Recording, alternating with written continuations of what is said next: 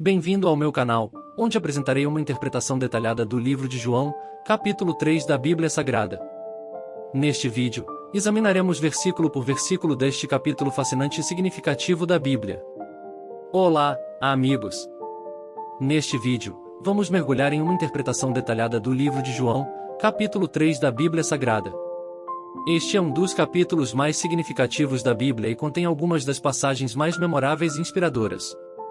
Vamos examinar cada versículo cuidadosamente e compartilhar nossas reflexões sobre o que eles significam para nós hoje.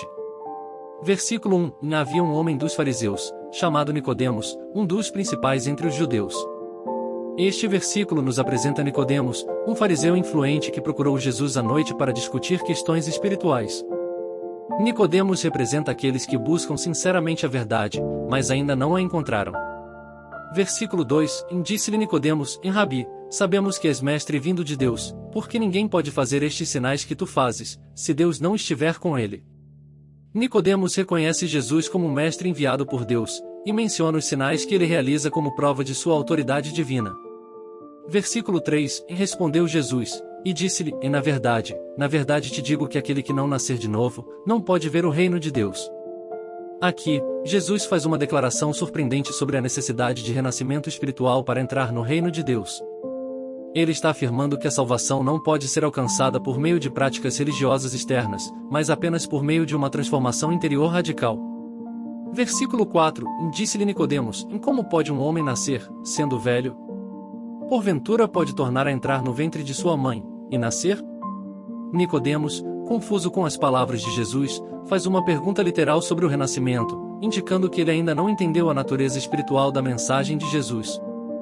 Versículo 5. E Jesus respondeu, na verdade te digo que aquele que não nascer da água e do Espírito, não pode entrar no reino de Deus. Aqui, Jesus explica que o renascimento espiritual é um processo que envolve tanto a água quanto o Espírito Santo. A água pode simbolizar o batismo ou a purificação, enquanto o Espírito Santo é a força divina que transforma o coração humano. Versículo 6. O que é nascido da carne é carne, e o que é nascido do Espírito é Espírito. Jesus continua a explicar a natureza do renascimento espiritual, enfatizando que o renascimento não é apenas uma mudança externa, mas uma transformação interior profunda que vem do Espírito Santo. Versículo 7. E não te maravilhes de te ter dito, necessário vos é nascer de novo. Jesus reforça a importância do renascimento espiritual, explicando que é uma necessidade absoluta para todos os que desejam entrar no reino de Deus. Versículo 8. O vento assopra onde quer, e ouves a sua voz, mas não sabes de onde vem, nem para onde vai, assim é todo aquele que é nascido do Espírito. Jesus usa a metáfora do vento para descrever a natureza do Espírito Santo, que é misteriosa e imprevisível, mas poderosa em sua ação transformadora. Versículo 9. E Nicodemos respondeu, e disse-lhe, como pode ser isso? Nicodemos continua confuso com as palavras de Jesus e pede mais esclarecimentos. Versículo 10. E Jesus respondeu, e disse-lhe, tu és mestre de Israel, e não sabes isto? Jesus repreende Nicodemos por não entender esses conceitos básicos do reino de Deus, apesar de sua posição como líder religioso. Versículo 11. E na verdade te digo que nós dizemos o que sabemos, e testificamos o que vimos, e não aceitais o nosso testemunho. Jesus desafia Nicodemos e outros líderes religiosos a aceitar sua mensagem, que é baseada em sua experiência pessoal com Deus. Versículo 12. Se vos falei de coisas terrestres, e não crestes, como crereis, se vos falar das celestiais? Jesus aponta que, se Nicodemos e outros líderes religiosos não conseguem entender conceitos terrenos, como poderão entender verdades celestiais ainda mais profundas? Versículo 13. Ora, ninguém subiu ao céu, senão o que desceu do céu, o Filho do Homem. Jesus afirma sua autoridade divina como Filho do Homem, enviado do céu para trazer a verdade e a salvação aos seres humanos. Versículo 14. E, como Moisés levantou a serpente no deserto, assim importa que o Filho do Homem seja levantado. Jesus se refere à história bíblica em que Moisés levantou uma serpente de bronze para curar o povo de Israel de uma praga. Da mesma forma, Jesus seria levantado na cruz como um sacrifício para curar a humanidade do pecado e da morte. Versículo 15. Para que todo aquele que nele crê não pereça, mas tenha a vida eterna. Jesus explica que a salvação é oferecida a todos os que creem nele e em seu sacrifício na cruz, e que a vida eterna é o resultado dessa fé. Versículo 16: Porque Deus amou o mundo de tal maneira que deu o seu Filho unigênito, para que todo aquele que nele crê não pereça, mas tenha a vida eterna. Este versículo é talvez o mais conhecido e amado da Bíblia, resumindo a mensagem central do Evangelho de uma forma poderosa e simples. Deus amou tanto a humanidade que deu seu Filho unigênito, Jesus, como um sacrifício para salvar todos aqueles que creem nele.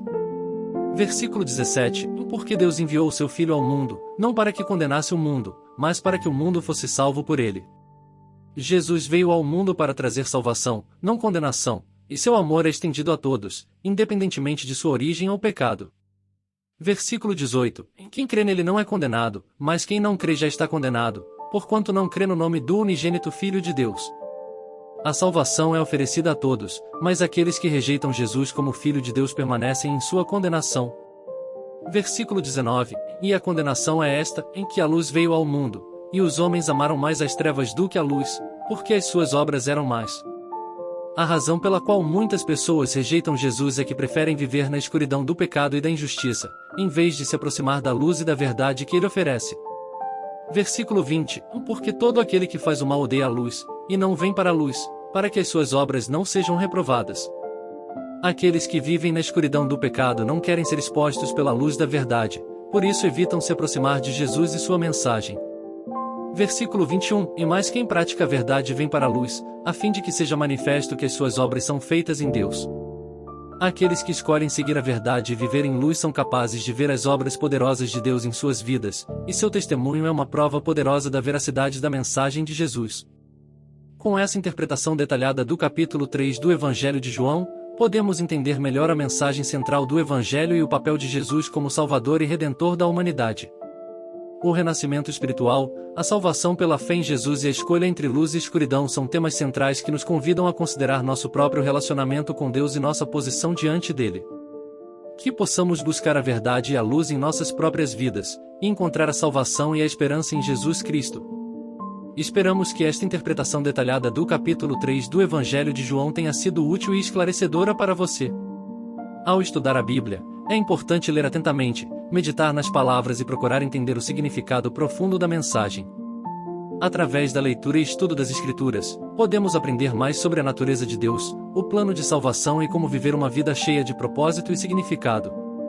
Além disso, é importante lembrar que a interpretação da Bíblia é uma tarefa complexa e que pode haver diferentes pontos de vista e entendimentos sobre as Escrituras. É por isso que é importante estudar a Bíblia com humildade, oração e com a ajuda do Espírito Santo para nos guiar na compreensão da verdade. Esperamos que esta interpretação tenha sido uma bênção para você e que você possa continuar a crescer em sua fé e conhecimento da Palavra de Deus. Que o amor e a graça de Jesus Cristo sejam abundantes em sua vida hoje e sempre.